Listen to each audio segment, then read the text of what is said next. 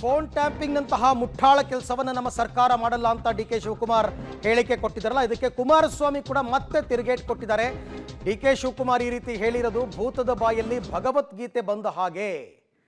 ಅವರ ಮಾತನ್ನೆಲ್ಲ ಲೆಕ್ಕಕ್ಕೂ ಇಟ್ಕೋಬೇಡಿ, ಅವ್ರು ಆಡ್ತಕ್ಕಂಥ ಮಾತುಗಳೆಲ್ಲವೂ ಕೂಡ ಬರೀ ಸುಳ್ಳು ಅನ್ನೋ ರೀತಿಯಲ್ಲಿ ಕುಮಾರಸ್ವಾಮಿ ಅವರು ಕೂಡ ಈಗ ಕೌಂಟರ್ ಕೊಟ್ಟಿದ್ದಾರೆ.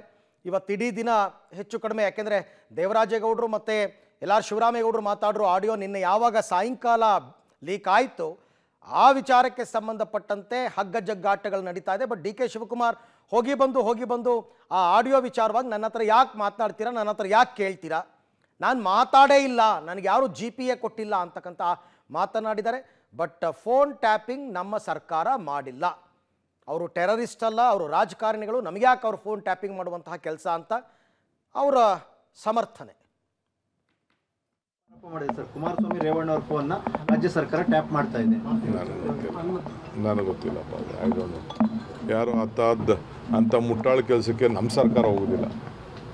ಅಂಥ ಮುಟ್ಟಾಳ ಕೆಲಸಕ್ಕೆ ಕಾಂಗ್ರೆಸ್ ಸರ್ಕಾರ ಯಾವ ಟ್ಯಾಪು ಮಾಡೋಂಥ ಅವಶ್ಯಕತೆಯೂ ಇಲ್ಲ. ಏನು ಅವರೇನು ಟೆರರಿಸ್ಟ್ಗಳಿಗಾದ್ರೆ ಪರ್ಮಿಷನ್ ತೊಗೊಂಡು ಮಾಡ್ತಾರೆ. ಅವರು ನಮ್ಮ ರಾಜ್ಯದ ನಾಯಕರುಗಳು, ಅವ್ರಿಗೆ ಯಾಕೆ ಟ್ಯಾಪ್ ಮಾಡೋಕ್ಕೆ ಹೋಗ್ತಾರೆ? ಸುಳ್ಳು, ಸುಮ್ಮನೆ ಪ್ರಚಾರಕ್ಕೋಸ್ಕರ ಈಗ ಮಾತಾಡ್ತಾ ಇದ್ದಾರೆ. ಫೋನ್ ಟ್ಯಾಪ್ ಆರೋಪ ಮಾಡಿದೆ ಸರ್, ಕುಮಾರಸ್ವಾಮಿ ರೇವಣ್ಣ ಅವ್ರ ಫೋನ್ನ ರಾಜ್ಯ ಸರ್ಕಾರ ಟ್ಯಾಪ್ ಮಾಡ್ತಾ ಇದೆ. ನನಗೆ ಗೊತ್ತಿಲ್ಲಪ್ಪ, ಯಾರು ಅಂಥ ಮುಟ್ಟಾಳ ಕೆಲಸಕ್ಕೆ ನಮ್ಮ ಸರ್ಕಾರ ಹೋಗೋದಿಲ್ಲ.